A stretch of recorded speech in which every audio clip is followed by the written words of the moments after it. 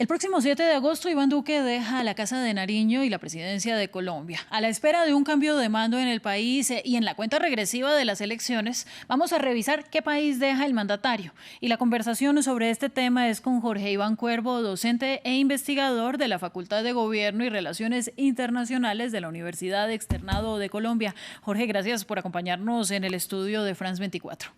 Buenos días, Ángela, y muy contento de estar acá conversando con ustedes. Vamos a comenzar hablando de lo que sucedió hace poco más de un año, el levantamiento social que empezó contra una reforma tributaria al final fallida y que dejó una de las mayores crisis de este gobierno. En el primer aniversario, ¿cuál es su conclusión de las protestas y de los problemas que Duque no logró abordar?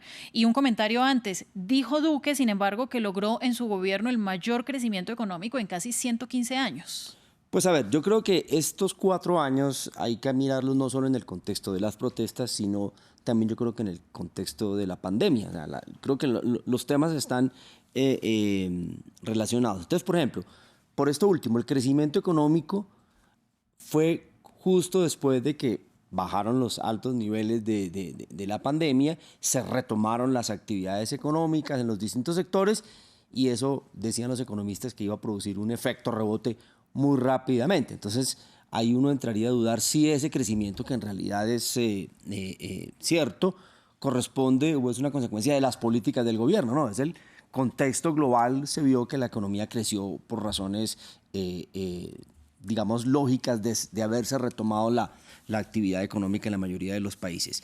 El tema de las protestas yo creo que marca lo que es el escenario hoy de las elecciones. ¿Sí? Un caso similar un poco a lo que pasó en Chile. Si uno mira, en Chile también hubo protestas sociales, un estallido social y terminaron en 2 situaciones políticas. Una convención que va a producir una nueva constitución cuyo texto acaba ya de ser entregado y un gobierno de izquierda, ¿sí? En Colombia no se hicieron las reformas institucionales que se demandaron en esas reformas. Sí, esas quedaron aplazadas allí. Todo indica que no la vamos a jugar es por las elecciones. Entonces, la gran pregunta que nos vamos a hacer ahora, después de la primera vuelta o en la segunda, es el resultado, leerlo a la luz de qué pasó en esas protestas sociales. Y yo creo que eso de alguna manera explica que la intención de voto la tenga el candidato de izquierda, que es el que mejor ha interpretado y canalizado ese inconformismo social. Y eso a la luz, Jorge, también de que en Colombia no hemos tenido hasta el momento un gobierno de la izquierda. Pero ahora quisiera que habláramos... Pues en el ámbito nacional no, en los gobiernos locales sí. Claro, por supuesto, pero no en la presidencia. No. Y eso sería un cambio grandísimo si llegara a suceder después de las elecciones de esta ronda. Pero otro tema sobre el que usted quería conversar, que es una noticia reciente, el gobierno de Duque asegura que dejó cumplido el Plan Nacional de Desarrollo hasta el 70%. Entonces, en ese ámbito económico y en ese contexto de pandemia, pues, ¿qué hay que decir sobre eso?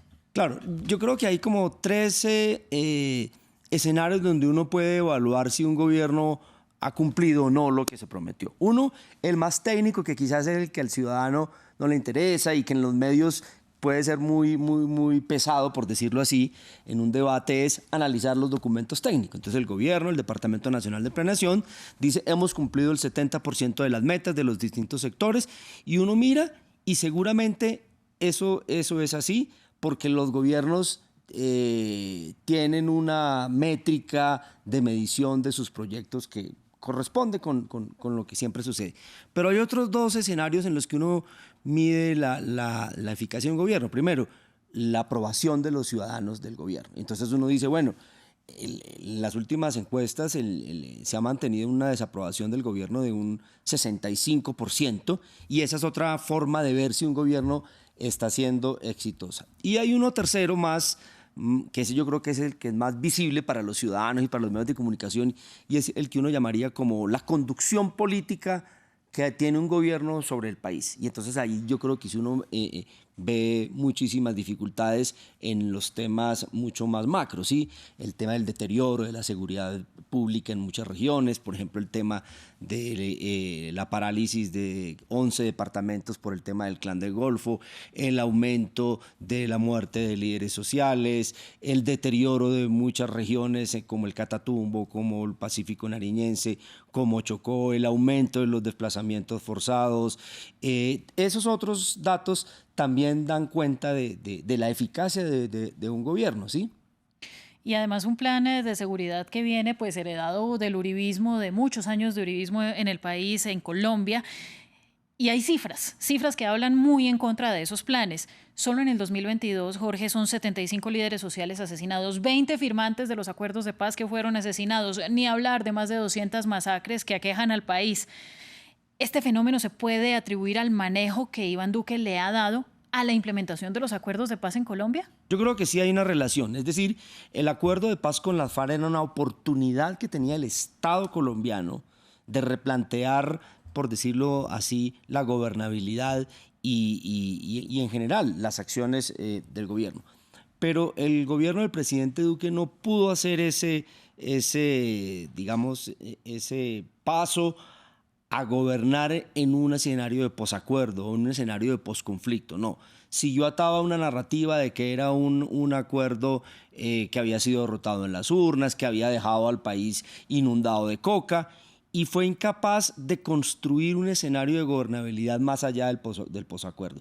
Y claro, cuando el Estado no hace presencia en los territorios, en muchas zonas donde hay rentas ilegales en juego, cultivos ilícitos, minería ilegal, pues los actores armados ilegales aparecen de nuevo, y cuando ya el Estado quiere retomar el control es un poco tarde. Entonces, cuando uno mira el fenómeno de la muerte de líderes sociales y de firmantes del acuerdo de paz, se da justamente en esas zonas donde uno diría hay debilidad de la presencia estatal, muchas rentas ilegales y ya una dificultad enorme del gobierno y de la fuerza pública para retomar el control, que sería el punto de partida. Entonces el gobierno de Duque no entendió que con el acuerdo de paz había un nuevo escenario, ¿sí?, de gobernabilidad política que seguramente le hubiera dado resultados distintos a los que hoy tenemos. No, mire, y es que cuando un grupo armado es capaz de tomarse 11 de 32 departamentos, eso muestra una total deficiencia pues, en el plan de seguridad de un gobierno. Están ahí las pruebas. Pero además vamos a hablar de esta dimensión humana. Según el Fondo Monetario Internacional, en 2021 el PIB subió sobre el 10%, para este 2022 se espera un crecimiento superior al 4%, y esas son cifras pues, muy positivas de cara a los números y a las estadísticas. Pero esto se enfrenta a las cifras de pobreza, alrededor del 40% de la población, claro, sin olvidar que esto sucedió también durante una pandemia. Claro, pero eso no es solo un problema del gobierno de Duque, eso es algo que uno llamaría un problema como del modelo en sí mismo, ¿sí? Y es en qué medida el buen crecimiento económico, que como usted dice, Ángela, siempre es una buena noticia, se traduce en mejor bienestar para los ciudadanos. Ahí ya empezamos a hablar de la calidad de las políticas sociales, ¿sí? Como en las políticas educativas, en las políticas de salud, de acceso a vivienda, de acceso a servicio de alcantarillado. Ese crecimiento realmente le llega especialmente, digamos, a las personas más vulnerables. En eso, el Estado colombiano en su conjunto, la institucionalidad, necesita hacer un cambio, y claro, ese cambio no iba a darse en el actual gobierno, aunque el actual gobierno tiene para mostrar, y eso también es cierto, que por ejemplo, como consecuencia de la pandemia, aumentaron las llamadas transferencias monetarias, no solo Familias en Acción, sino también Ingreso Solidario, y efectivamente millones de personas recibieron y van a seguir recibiendo el tema. Y eso se puso en la discusión, en la agenda. Hoy ya, por ejemplo, en Colombia se habla sobre que el próximo gobierno tiene que instaurar una renta básica monetaria a un número muy importante de hogares en situación sobre todo de pobreza extrema como medida de política social. Entonces, esa teoría de que el crecimiento finalmente termina goteando y llegando a los estratos más pobres no es suficiente. Se necesitan, y lo han dicho los economistas y los organismos internacionales, políticas sociales, sí, integrales y sostenibles, que tomen ese crecimiento económico y lo transformen en bienestar social en las distintas dimensiones vitales de los hogares. Podemos estar de acuerdo en que el aumento de transferencias monetarias no implica que la sociedad mejoró o que la pobreza mejoró en el país.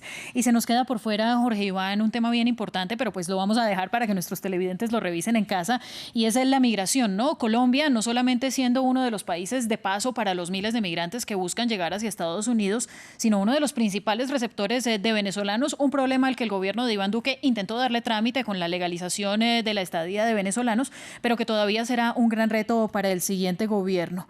Y dicho eso, pues mire, le doy las gracias por estar con nosotros en France 24 y vamos a estar todos atentos, seguro usted también, a lo que va a pasar este domingo en las elecciones presidenciales. De acuerdo, pero siendo justos en ese tema de la atención migratoria, especialmente de los migrantes venezolanos, fue una de las cosas en las que el gobierno Duque lo hizo mejor. Esa legalización para que pudieran tener acceso a los servicios sociales, por ejemplo, sobre todo en educación, en salud, en atención a primera infancia, en atención a mujeres en embarazo, fue una de las cosas buenas que hizo ese gobierno y se lo han reconocido, como dice, tirios y troyanos.